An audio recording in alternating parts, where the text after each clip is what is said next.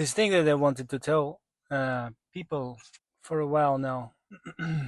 What is happening to our world? Why are there so many wars and instabilities? And how does this all pertains to the situation before World War I actually? And how is the current situation actually is like the World War I situation? Well, let me tell you something that I've read a while now, and this book actually was very interesting, and it scared me a lot. Now, that book wasn't some horror story or anything like that. Instead, it was a I would say you can say it was a economical and philosophical work or essay, you can say, a very long one, and in detail, it just explained what was happening before the World War I, and so you can say that if I would explain it with my own words, I would say that that book told me about the market stages. Now, when people say the final stage of market or final stage of capitalism, in the mainstream economy, that would usually be taken as something that is that doesn't exist. The mainstream neoclassical economy does not what's that word? Well, it doesn't acknowledge the stages of capitalism. Now, Ray Dalio actually recently wrote a book, published a book that pertained to something with the stages of capitalism. I didn't read it, but I guess the idea is the same, and I think I know where he got the idea because he always say that there is like a stages of capitalism. No, the book says that his book says that there are stages of capitalism where in the end it's always a war. So I'm not going to argue that um, because this is what I want to explain to you right now what is happening in the world and why is it happening. But I guess he might used that analysis, or maybe he came to the conclusion by himself. However, if you will look at that at our world, and you will see that Russia attacked Ukraine, and then America is attacking all over the place, and then China would like to attack Taiwan, and there are real life instability, and also Iran is actually under attack from America, but simultaneously Iran has a lot of proxy armies that um, do their thing in the region. And then also the Saudi Arabia is actually done genocide in Yemen, and United Arab Emirates is actually funding the genocide in Sudan right now. So there are a lot of things that are going badly, and not. Then the worst thing is that those conflicts, they are not subsiding. Instead, they are growing, and people are people are always explain this conflict by the people who are on the top. They say that Putin attacked Ukraine because Putin is a crazy dictator that has actually lost his mind, which is true at some to some degree, but it doesn't explain actually. It's not the reason why Russia attacked Ukraine. And the same is with Trump. That Trump is just a crazy dictator, wannabe dictator who wants to attack everybody, and that is not true as well. I mean, it is true to some degree, but the main reason is not that. The main reason is actually our economical system that we are all living in, and this system, even though people, the economists in this system, they do not acknowledge that fact, but this is a fact that at some point, at some stage, this system comes to an inevitable military conflict among big players. So let me tell you how it happens. So, if you will take an example of smartphone market. So, in the 80s, people invented smartphones, and then they started growing and they started manufacturing it. And what happens when there is a new market, and there is a new market, so it's a new technology that wasn't there before, and now it's a technology that actually satisfies a very, very large need of being able to connect with a person wherever you are, whenever you are. So before that, there were landlines, and you have to be home to talk to someone. And when you are walking around, nobody can call you, nobody can talk to you. So it's hard to call your child. So you don't have to explain why the smartphone is actually a very, very helpful and very good um, technology, and why the market was there right away since the invention. But when they invented it, the smartphone, it wasn't a smartphone, it was a landline. It was a landline that you can actually carry with yourself, and they installed some in the cars. There are models of the cars of that 90s period with the uh, cell phone built inside the car. And when the market actually comes up, there are a lot of investors that are starting to invest the money into the new market. So the investors, they give money to business people, and business people, they take this money, and then they start manufacturing and promoting and producing of these cell phones.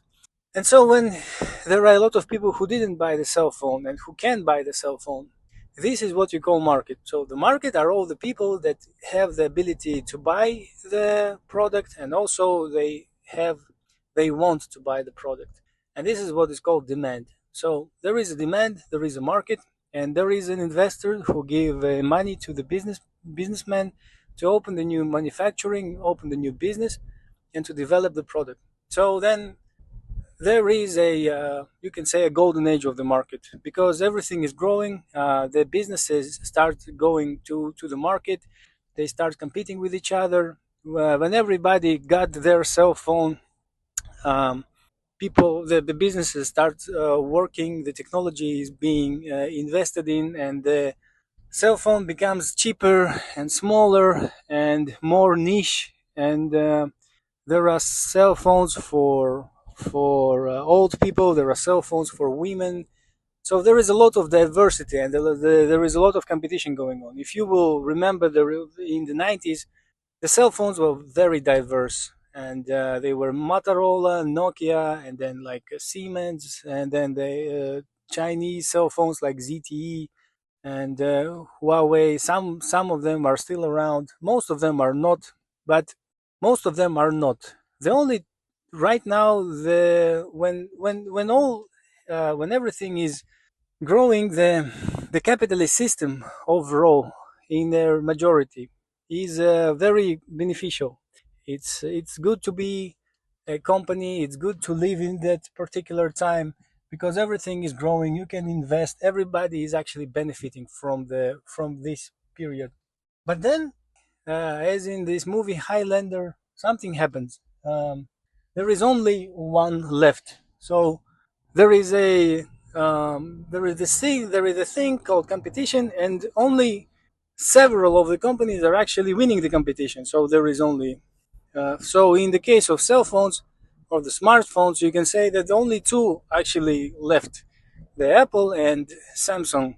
The rest actually died. I think the Nokia was very recently went fully bankrupt, and the Nokia CEO said that we actually did everything right. I don't know why, but we just couldn't. We just have to go bankrupt. So why is it happening? Why did Nokia go bankrupt? Why couldn't it just stay in its niche and produce the cell phones and be happy with the amount of the cell phones it actually produces and sells? Well, it's because the nature of the capitalism doesn't let it to doesn't let it do that.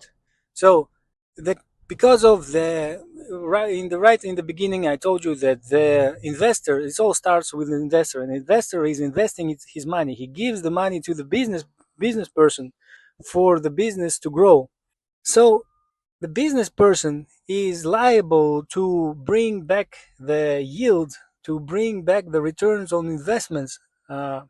And if he won't be able to, then there will be no more investor after that. And so, if there will be no more investor after that, the business fails. So, the thing is, with the capital system, it's like a shark. That's why it says that. That's why it's always have this shark comparison between capitalism and capitalists and sharks. Is because the sharks will die if it will not move. If it just stays on its place, it cannot breathe. It suffocates and dies. And the same is with capitalist enterprise. It's if it's not growing, it cannot just stay the way it is and being happy with the size of it.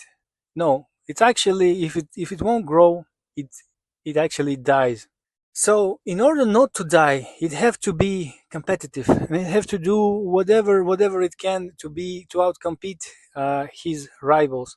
And the thing is, the worst practices, the most inhumane practices, if they are the most profitable, then inevitably the capitalistic system will go to that practice. You can see very clearly all these green initiatives, all these gay rights supportive initiatives from the tech company, all this dust in the eyes, all this woke agenda from the billionaires.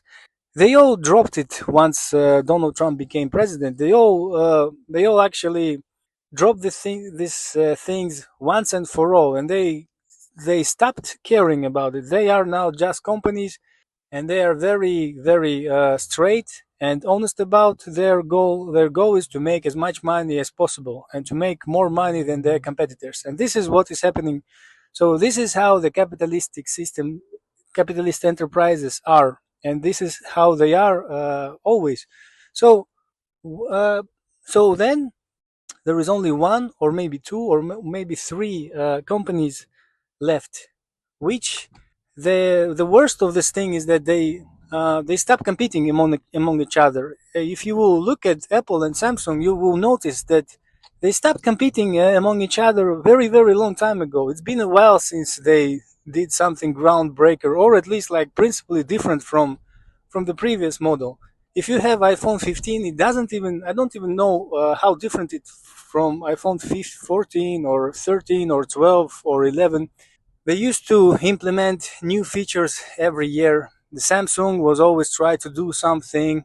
They tried to implement some newer technology, and they did it. But at some point, it was unnecessary. There is no more competition. There is a market that is equally divided between Apple and Samsung, and the worst practices that you can do, which they can do, they already do that. One of the worst practices that they done is actually protectionism. They lobbied the American government so that the Chinese smartphones couldn't get an access for the United States market, because Chinese smartphones are same as Apple and Samsung.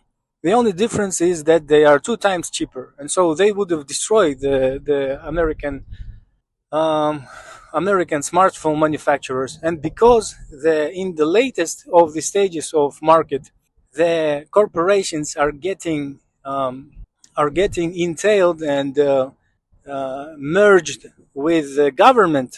The the government is actually at some you can say that government and the Apple and Samsungs of the world are actually merging in their interest. So if Apple or Samsung would fail, it would be the failure of the government. It would be the failure of the American industry as a whole. So America cannot let that happen, and that's why America now, as a government, blocking the American market for Chinese smartphones, and it does that uh, to the detriment of American people. So it would be more beneficial in the whole for American people to have cheaper smartphones. It would be more free, and it would be better if you could pay $500 for Huawei instead of $1,000 for Apple. But American government cannot let do that, and in order to save the Apple and Samsung, it blocks the Chinese smartphones. But this is what pertains to the smartphone market. But if you will look at American economy overall, you will see that it's not about smartphones only. It's about everything. It's about everything. The food industry is actually an oligopoly. There are only five very big food companies that are managing and owning the American food market. The same thing is with meat. The same thing with electricity. Oh, electricity, I think, is government run. But the same thing with aviation. The same thing with cell phone coverage, with automobile industry, with I think with fashion industry. Wherever you actually look, you will see that there are five companies in the market that is already having their market share and not competing with each other. And the only thing they try to make is to squeeze as much profit as possible from the consumer. So now, if you will look at the smartphone, this is where it ends. Actually, it ends there. It's a situation where there is only one or two or five companies and nothing good. There is no more innovations. There is no more growth. No, nothing like that. But in the big scale, if you will look the economy of the economy of the country cannot stay that way because of how the economy works. See, when the capitalistic enterprise is growing, it always and in every stage of its existing, it actually takes the investments to develop. So, for example, if you take $1 million, and for that $1 million you manufactured 1,000 cell phones or like 10,000 cell phones, and then you sold all those cell phones or all those smartphones, and you instead of $1 million you get 10 million in revenue. You are taking this 10 million and then you are investing it into back into the manufacturing. But the thing is that you also go to the bank and you are loaning another 20 million, because this is how capitalistic system works. It always is growing on the money of the bank, which the business does not have. It's always leveraging the investments, because the growth needs to be exponential, because if you do not do that, your competitor will, and you will lose your market share. So you have to be very aggressive in your expansion, and that's why you always have to expand. And if you will not expand, then you're going to die basically. But what if there is nowhere to expand? What if the market actually ended? This is what we have right now. There is no more people to sell to. There is no place to grow. The existing consumer is already squeezed to the finals. There is nowhere to there is nobody new to sell to. So when that happens in the in the smartphone industry, then nothing happens. Then it's just like this, this stagnation you can call it. But when it is a international uh, international capitalistic system, that where where the capitalistic enterprises are merged with the government enterprise, and they are one and the same body that is thinking and operating in the interest of the capitalists and banks and investors. Well, the only uh, possible thing, possible way to expand is actually militaristic. It is to physically go and to physically take a territory or a industrial powers or the production capabilities of the enemy or of the competitor. And that's what essentially is happening right now. If you will look at the situation not by the personalities or not by the people who are there, but if you look at the situation by the economy of it, you will see that the American economy is in crisis, in the stagnation, and the world economy actually is that way. If you will listen to people in Europe, they are complaining about everything about the prices going up and the wages going is stagnating. The same would be with American people. They too are complaining on the exact same thing, and people in Russia do the same thing, and people all over the world are feeling it, and that's because they feel it because the capitalists and the business owners, they squeeze the market to the point where the regular working person is have to give all of his money back to the rentiers and business owners and corporations, and there is nothing left to the person, and there is no more place to grow, and there is no more ways to grow. And so the worst thing about it is that this conflict that we are seeing all over the place, it's not driven by the ideology. It's not driven by some personalities. It is driven by the economy. It is driven by the capitalistic system and by the capitalists. And as people, we have to first of all acknowledge it, and second of all understand it, understand what is happening, and only that way we will understand that these wars and these empire companies, imperialistic adventures, they do not benefit regular people. They will not benefit you. Uh, on the contrary, you will be the one who will die or who will kill, and that will be on your expense. So I hope that at some point people will understand that and end it. But till that, we will see what's happening.